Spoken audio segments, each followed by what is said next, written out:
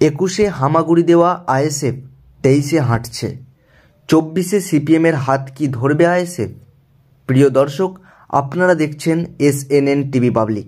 বছর ঘুরলেই লোকসভা নির্বাচন, চলছে রাজনীতির ঘুঁটি সাজানোর পালা। 2024-এর লোকসভাকে কেন্দ্র করে আজ নজরে আইএসএফ। লোকসভাকে নীল নকশা বানাতে শুরু করে দিয়েছে নওশাদ সিদ্দিকীরাও, এবং গুরুত্বপূর্ণভাবে আজকে আইএসএফ এবং বামেদের যে জোট, সেই জোট নিয়ে একটা ধোঁয়াশা তৈরি হয়েছে, এবং সেটা মূলত আসন সমঝোতাকে কেন্দ্র করে। আর সেই বিষয়টাই আজকের ভিডিওতে তুলে ধরব।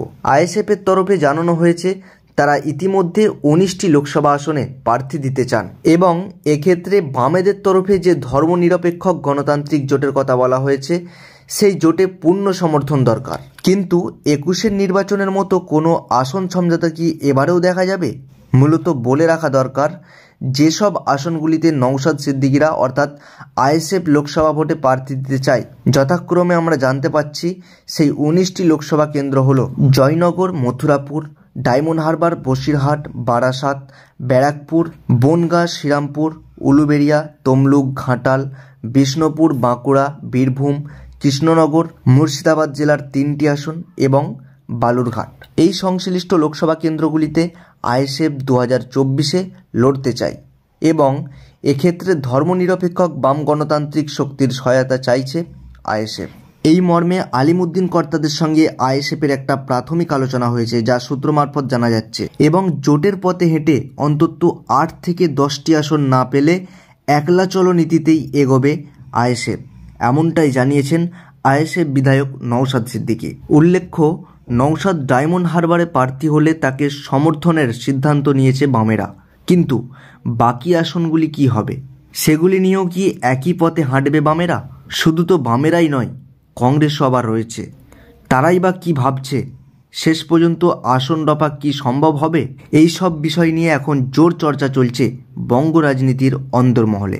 আইএসএফ শিবির থেকে দাবি করা হচ্ছে, বাংলায় তাদের পায়ের তলার মাটি এখন অনেকটা মজবুত হয়েছে। সেক্ষেত্রে সাংগঠনিক দিক থেকে 2026 সালের বিধানসভা নির্বাচনকে পাখির চোখ করে এগোচ্ছেন নওশাদরা।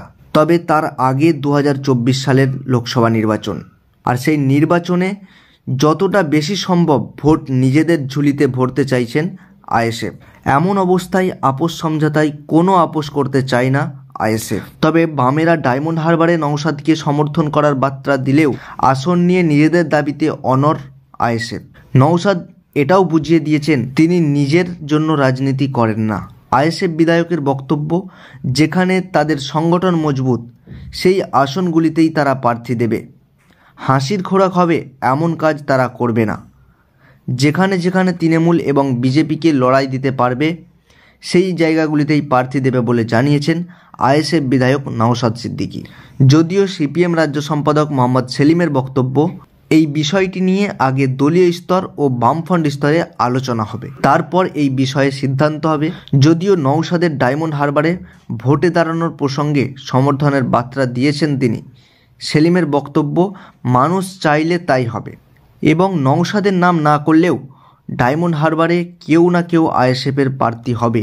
তবে তৃণমূল যে চাপে পড়তে পারে সে কথা মানছেন প্রদেশ কংগ্রেস সভাপতি অধীর রঞ্জন চৌধুরী। প্রিয় দর্শক, আজকের ভিডিওটা এই পর্যন্তই। দেখা হচ্ছে নেক্সট ভিডিওতে। আর নতুন নতুন প্রতিবেদন আপডেট পেতে আমাদের SNN টিভি পাবলিক চ্যানেলটিকে সাবস্ক্রাইব করুন।